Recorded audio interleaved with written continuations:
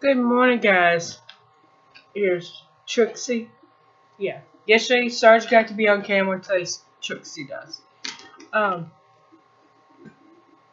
some of you may have heard, especially those who watch me live here in Michigan, and other people who are Michigan vloggers. There was a shooting down here. Now, let me make this crystal clear. This was not a staged shooting that we've seen on the news before.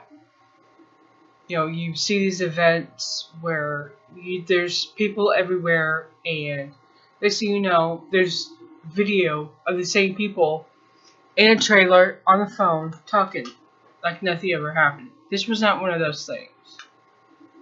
This was real. And the lady next to me that brought Trixie to us actually knew the cops. She knew them. Knows them. I should say knows them, because they were shot and laid in a perfectly fine, their home recovered. Not much was really known about the gentleman, though. No. Cat. Of course the cat wants up here right now, because I'm doing something. Anyway. There's not a lot known about the guy. He was a pain in the butt for the maintenance guy, Jonathan. And it happened to be the day that the pest control was scheduled to go through that building. Because that one building has had a problem with bugs. Well, they've had tenant problems. That's the main thing over there. We have had issues within that building using drugs, mental illness, but it never led to this. It is like the last thing in the world you expect to happen, right across the parking lot from you, right down the street from the city police and the county police, and just north of the highway patrol. I gotta wonder if it goes back to Devotional Friday I did on devaluing life. We have devalued life to the point that people think it's okay to stand in the hallway and shoot at people, knowing that this is not a Tom and Jerry cartoon. You can't call that bullet back. Once it leaves the barrel, it's gone. You can't change it. And we hear about this pre-crime stuff. We hear about gun control. We don't need gun control.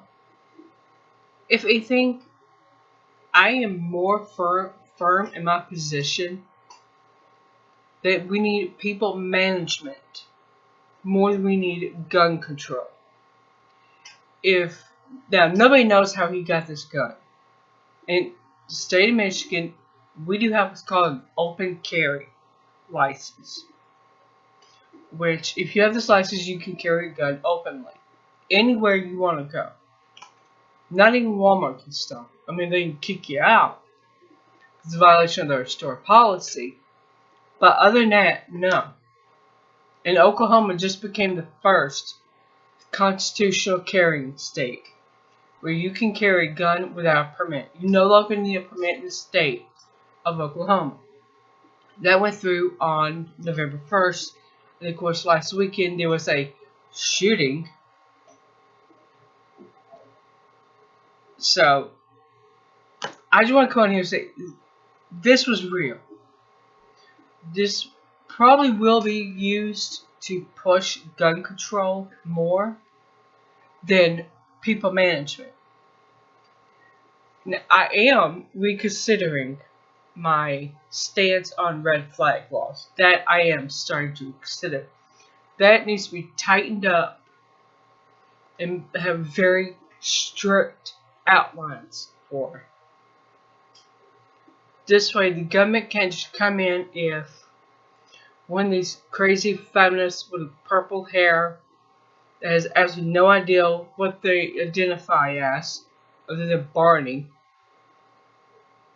and accuse you of being dangerous, and then your guns are taken.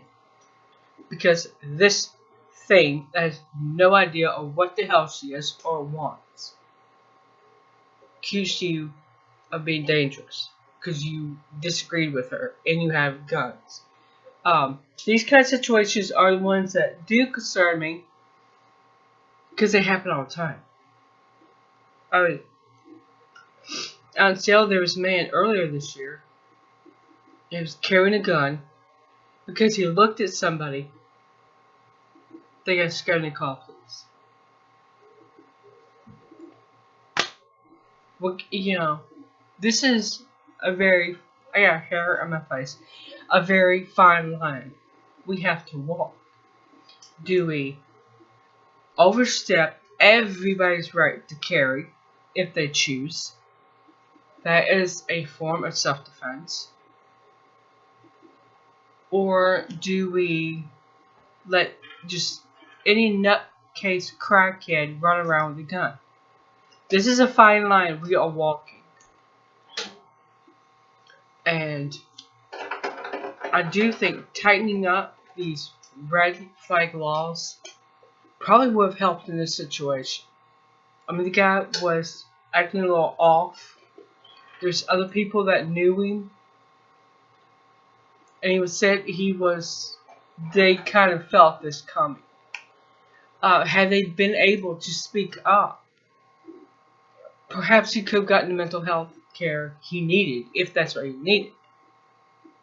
Or they could have just unarmed him for a time being, until he showed to be stable enough to carry.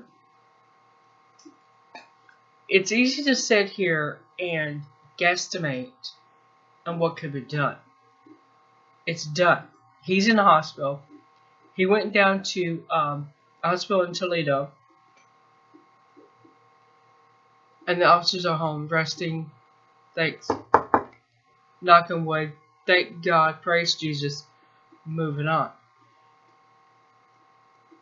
Do I look for there to be more open carry, constitutional carrying states? I don't see that happening. I don't see it happening. Because then you open Pandora's box of anybody, whether they're sane or not. And don't get me wrong, I'm not knocking people who have mental illnesses like schizophrenia or something like that. Great. Allergies kicking in. Like I said, I'm not knocking people who have severe mental problems like schizophrenia, multiple personalities, and all this stuff. Because they are usually more of a danger to themselves than they are to others. No, socio and psychosociopaths, those are the ones that do stuff like this, usually. Usually it's them. They can plan it out, step by step, the way it's going to happen. And just feel this orgasmic joy in everything. Like that. Those are the people that we do not need to have on in this country, or any country for that matter. I can't really tell other countries what to do, how to run their government, because I can't tell this one how to run itself. But anyway, I just want to let you guys know, I'm going to take a couple days to reflect and just really think about this. Do we need more gun control or people management? It's a hard one to figure out, really. I'll see you guys on Sunday.